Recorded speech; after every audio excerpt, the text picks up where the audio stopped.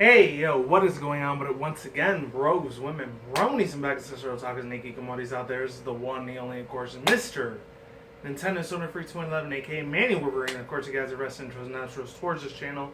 And before I do begin, real quick, as you can tell, my voice is starting to hurt a little bit again. Luckily, I'm really hoping to God, and I'm praying the Arceus fucking celeste to God is that I really hope it's not fucking bronchitis disease again. I already had to deal with that last year and again earlier this year. This less than like two and a half months ago, so it's not that long ago when I got sick. So honestly, I'm hoping and I'm praying that that's not the case. Oh, and small real quick update. I know it has nothing to do with the video, but luckily, I think it took almost like 4 weeks, almost a whole solid month for me to get this thing. And even though this is pretty much for a lot of old school Pokemon fans, maybe even new school ones are like, you know, the so-called shiny hunters out there, or as I like to call them, the hollow shiny hunters or whatever. Actually got one a shiny in my Generation 4 game, which was my Heart Gold version of the Johto region. Of course, it took fucking long as shit to get, man. It was a little bit unfortunate. It was a double-edged sword because I wanted it to be the first evolution that was a shiny, but unfortunately it was the second. Because last month I ended up getting, it only took about a week or two to get both of them, which was a shiny Bellsprout and then a shiny Spinarak. And it was around the Dark Cave route, around the same area where Cherry Grove City and Violet City's at. It was around that area, and I was doing that for the first week. It only took me I think about 1,000 or 2,000 fucking, what was it called? Either 1,000 or 2,000 random encounters. I think the Spinarak took a lot longer than the Bellsprout. Actually, no. That was the reverse opposite. The Spinarak was the first one I encountered, and then the week after was the Bellsprout one. And then I finally got another one, which is Metapod, which unfortunately I really wanted the Caterpie one a lot more, so that way I could get that one, Metapod and Butterfree. Unless I'm willing to do it all over again, I don't know. We'll see. So the only 3 that I need left there is either Pidgey for the daytime, and then I still need to get Rattata and the Hoothoot, which those two have been a big pain in the ass to fucking do a shit ton of random encounters. It's been like almost 5 weeks. I've been going in and out trying to fucking find those damn things. This is the reason why in Gen 5 in Black White 2, even though I didn't have the game, but I did play the ROM hacks for it. That one along with XY and freaking Oras, when they introduced the lot more, the simpler, a lot more easier a lot more faster ways of getting shinies. That's why I like that more newer generation of getting shiny Pokemon compared to the really super old school one where you had to wait I don't know if it's 8,921 or 8,129 freaking times you have to either do random encounters or do breeding or do soft resets for certain Pokemon. That's the reason why I never really did shiny hunting ever, from Generation 2 through Generation 5 up to Black and White 1.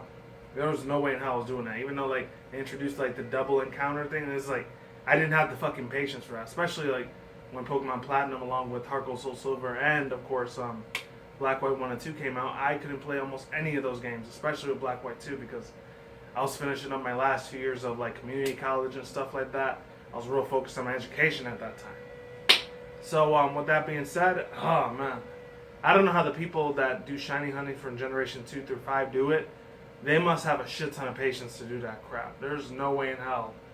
After I'm done with this route, I'll probably do maybe 2 soft resets on either shiny Aber or Dratini, and then I don't know what's in the other one. I think it's shiny Eevee maybe. And after that, I'm done. I'm probably not gonna shiny hunt in that game ever again. I'm gonna go back to Gen 6 and 7's way of shiny hunting, which is a lot more faster when you get the shiny charm. Thank God. And it's a lot more of an easier method. And it only doesn't take a whole more than a month just to get more shinies and shit.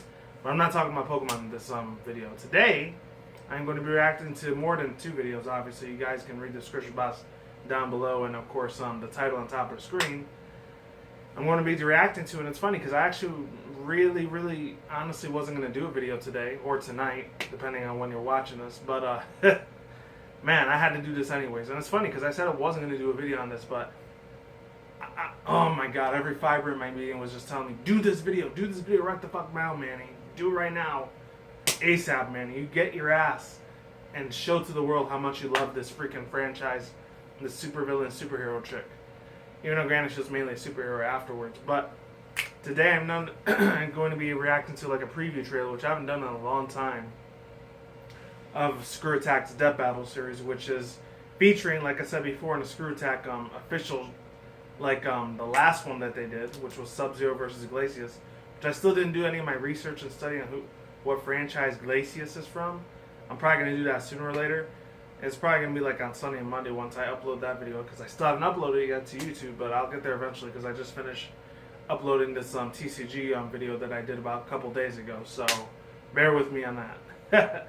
Other than that, it's going to be Screw Attack's Death Battle. Let's see. I think it says Android18 Energizes in the Death Battle. And obviously, if any people don't know, like that's probably one of the top, not top 5, probably top 10, one of my most favorite all-time Dragon Ball Z, or, you know, Dragon Ball Super, not just because she's a really hot, sexy female, but like one of the top 10 greatest Dragon Ball Z and Dragon Ball Supers, excuse me, Dragon Ball Super characters I've loved of all time, honestly. Other than that, the only 2 other cool-ass fucking female chicks I loved on there was probably like Bulma, and then like her mom. Her, and I think her name was Mrs. Something Pants. Forgot what her fucking name was. Other than that, I think it's Mrs. Briefs or something, I don't know. Huh. What else? And of course, I'm going to be reacting to these other 4 videos that are completely not related to what I'm reacting to here. And I actually went over a list of every single super attack that not just Android18 had, but the girl that she's going to be going up against, which is from like the Marvel universe, which is, I think her name's Captain Marvel, but it's weird because when I looked on Google, most of the pictures that were coming up was mainly the male version of like Captain Marvel. It wasn't the female one. Because when they were showing like that battle of who's going to be fighting who, it was like the female version of Captain Marvel, which I think, I'm trying to see what her name was. In the Marvel universe, her name is supposed to be, let's see, it states here it's supposed to be Carol Danvers, which I've never heard about that superhero female character, but I'll go through the list of it real quick of all the superpowers that Android18 is going to be having over all the superpowers that the female version of Captain Marvel is going to be having. There's a lot of different iterations of the female version of Captain Marvel. Holy shit. It's like 1,000 of them. Oh my god. Compared to her, like Android18, I mean, she's always stood the same, obviously, because she's a cybernetic android that never gets old. That's obviously apparent. But other than that, as far as that goes, let's see. I just want to read all the superpowers that she had. Let's see. And some of them are from like the anime series. The other ones are from like the manga series. And then there's another separate universe of Dragon Ball Z universe, which is she has like in a couple different video game series. So I'm gonna go over this real quick. I'll let you guys, links in the description box down below, take channel side if you want to react to the videos with me, because I'm gonna be reading this list for quite a long time, so you can just get to the point where I react to the video. So these are all of Android18 superpowers, and they are. I'm gonna try to go through this as quick as I can. So it says Excel Dance, Android Barrier, Destructo Disc. Obviously that's from Krillin. I probably taught it to her. Energy Attack, Explosive Wave, Finger Beam, High Pressure Energy Wave, Flight, Infinity Bullet, Quick Blast, Non-Stop Violence, Photon Strike, Power Blitz, Sadistic 18, Arm Breaker, Buster Swinger. And this is a weird ass one. It's called So That's How It Has to Be. It's kind of weird. And then techniques appearing in video games. So these are the other ones that are only strictly for the game universe of the Dragon Ball series, DBZ series. So it says, I'm probably going to butcher this name, After Image Technique. There we go. After Image Technique, Backdash, Deadly Dance, Destruction, Destructo Missiles, Double Destructo Disc, Dual Destructo Disc, Energy Absorption, Drain Charge, Hypercharge, Super Drain, Energy Jet, Energy Mine, Flash Beam, Flying Head Grab, Flying Hip Grab, Full Power Energy Wave, Super Energy Blast, 2 times Photon Blaster, Graceful Orbit, Graceful Evolution, Hell Spiral, Infinity Hold, Mateo Bloody Drive, Meteor Crash, Photon Rain, Power Regan Kiss, Power Striker, Rolling Bullet, Savage Combo, Slap Attack, Super Electric Attack, Triangular Kick, Violence Hold, Charge, Kaiwave, Art Rush, and the last ones go for, it says Arts Rush EX, Energy Cannon, and then EX Fusion. And there's like a shit ton more, which actually no, those aren't all of Android 18's attacks. Those are actually just voice actresses that played her in all other parts of the world. Other than that, yeah, I totally forgot that this was here. Even though Captain Marvel, the female version of that, aka Carol Danvers, I don't know what her name's supposed to be an alias, because there's like a whole bunch of different names for her too. Let's see.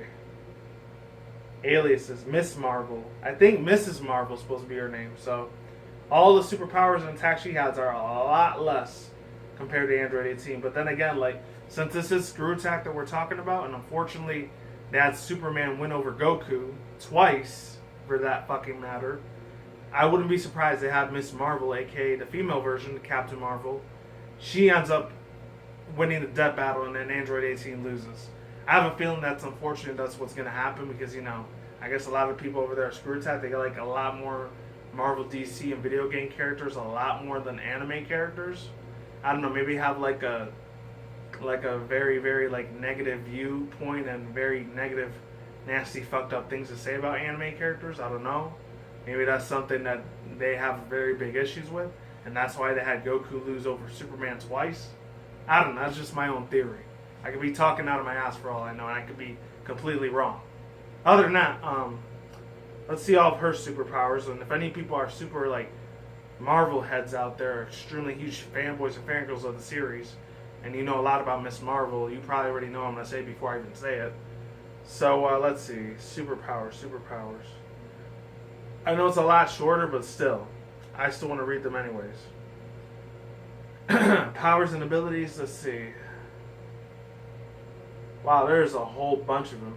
Superhuman speed, superhuman stamina, superhuman durability.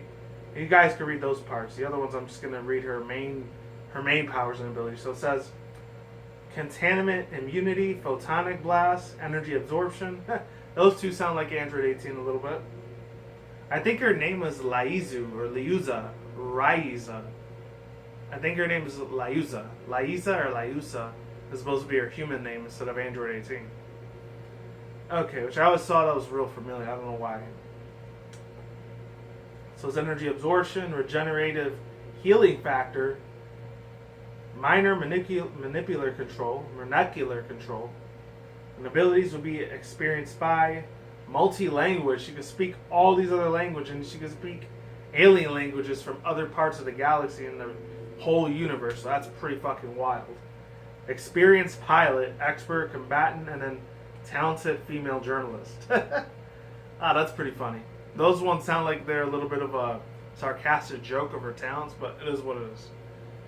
Other than that, links in the description box down below, annotations, card title on the side if any people want to see this video with me.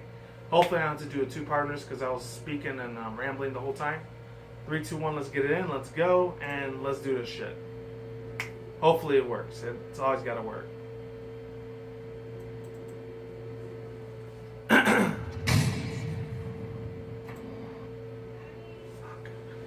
Hold on one second, my battery's dying.